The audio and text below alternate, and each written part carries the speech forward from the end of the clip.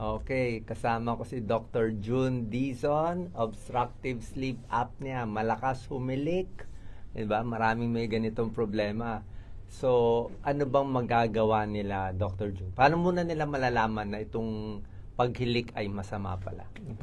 Kadalasan po, tinatanong natin, Doc Willie, yung Sige.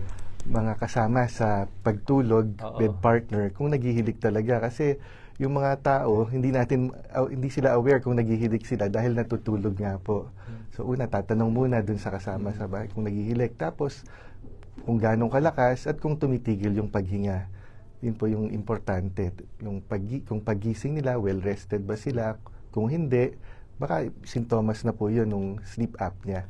So, sinasabi mo, lahat na nakikinig, pag yung asawa nila, lalaki ba babae? Pwedeng lalaki o babae po pwedeng magkaroon ng sleep apnea.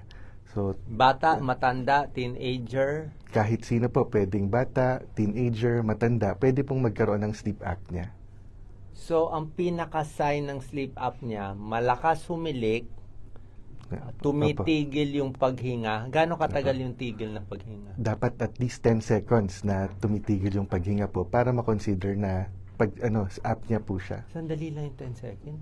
Sandali lang po, pero yung iba tumatagal talaga ng ilang 30 seconds, 40, even more than 1 minute po. Tapos, kailangan pagod sila sa umaga.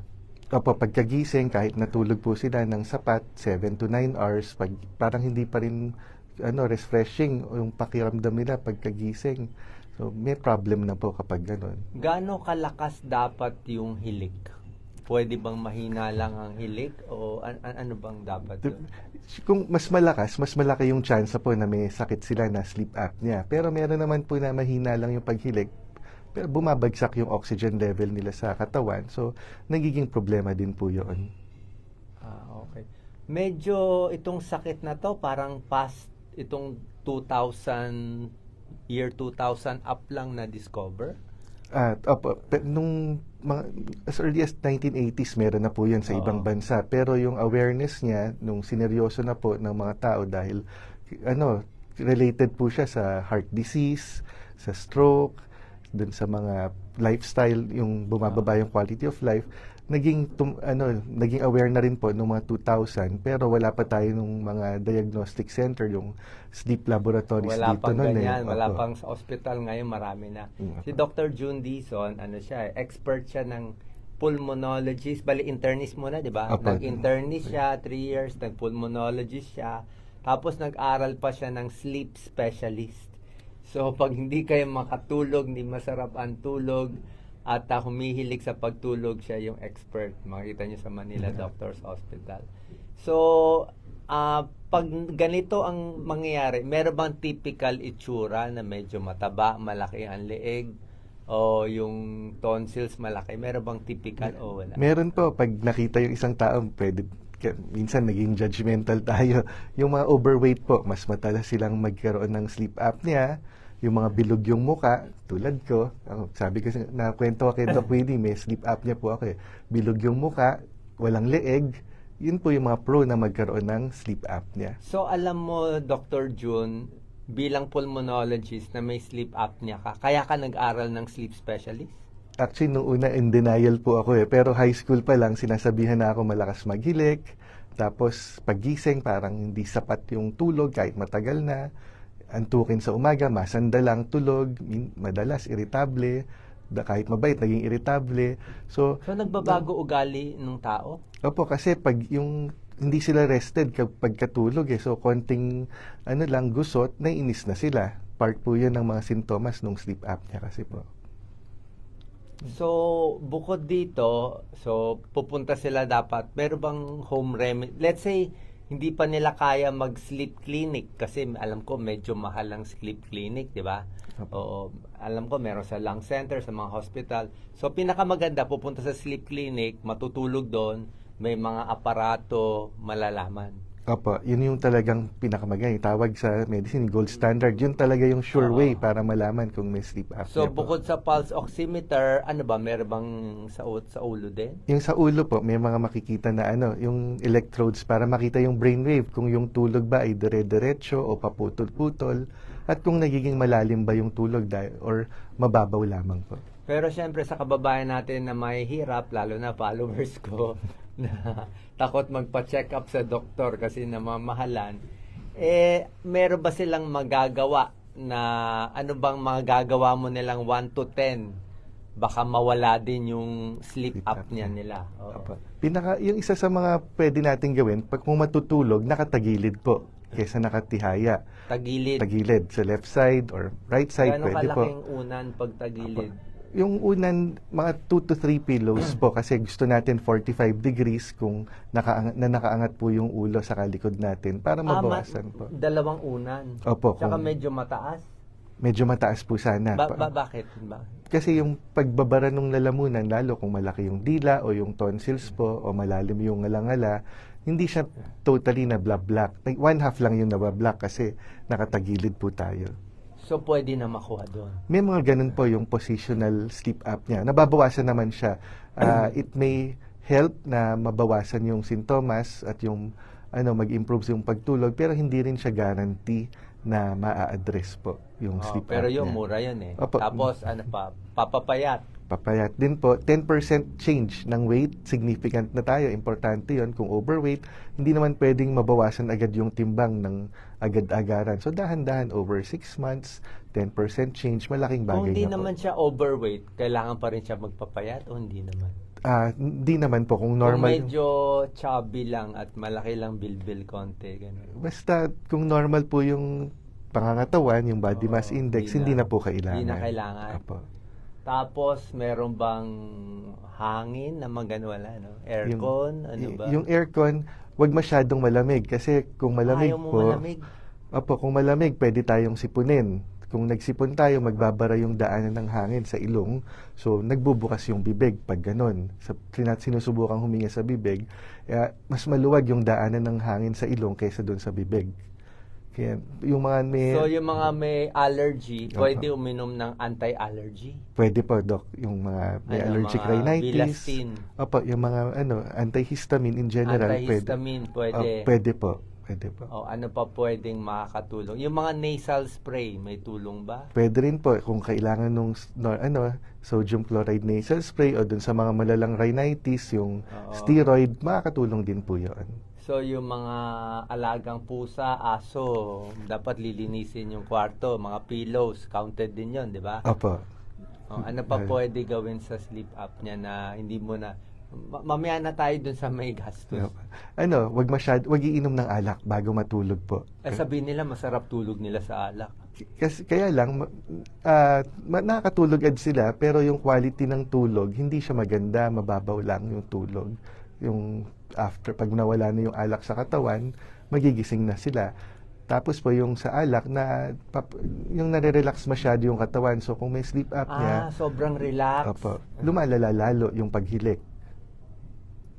So, paano yung mga lalaki? Siyempre, gusto nila uminom ng alak. Sarap na sarap yung tulog nila. Parang patay, di ba?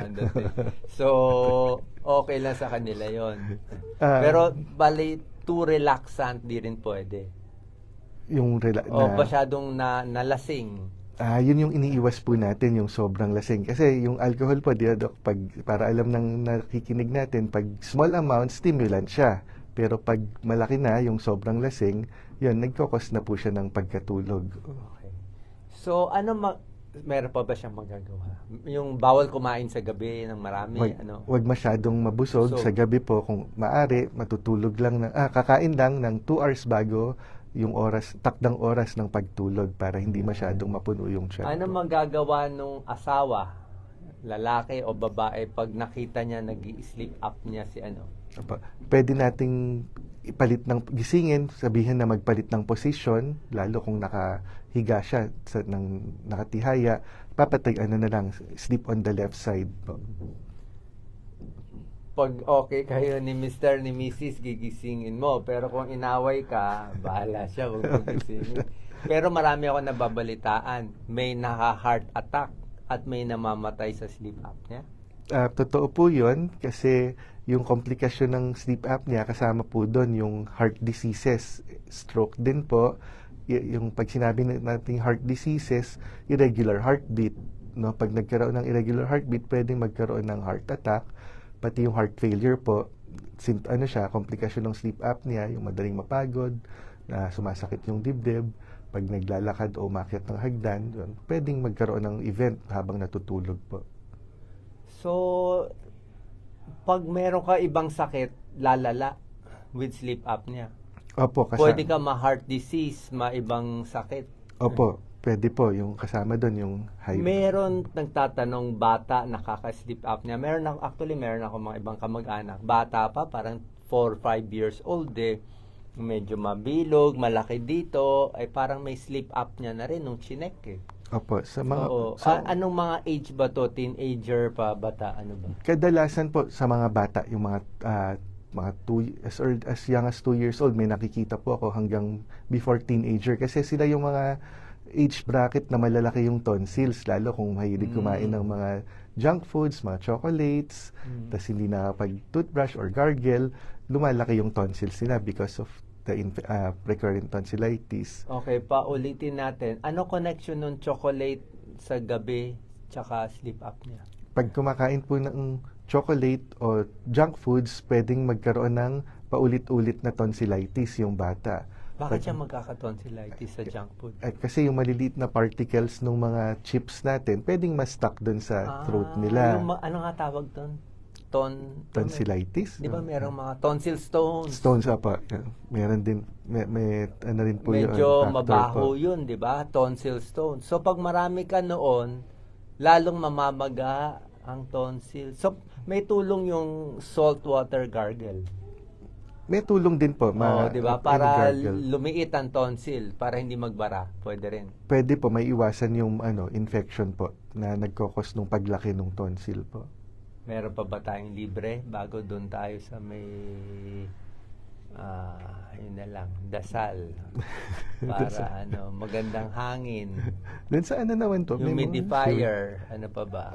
Yung allergies na sabi na po natin, yung pag-inom ng alak, basta magkaroon ng regular sleeping schedule din po. Exercise, pwede rin. Exercise, important po yun. Yung exercise, early in the morning o afternoon, pero wag oras mismo nung 1 hour before matulog kasi may kakasama din po. So ngayon, pag hindi makuha nito, ang option, yung iba meron ba inooperahan dito? Meron po, yung kung mild or moderate yung sleep apnea, pwede po silang mag-undergo ng surgical procedure kung nasilip yung tonsils, kung malaki yung tonsils, o kaya yung sa ilong po, kung barado yung ilong nila, natanggal yung mga nasal polyp, o kaya yung tabingi yung ilong, may septal deviation, pwedeng makatulong po yan para sa gamot ng sleep apnea. So, pupunta sila pulmonologist or ENT?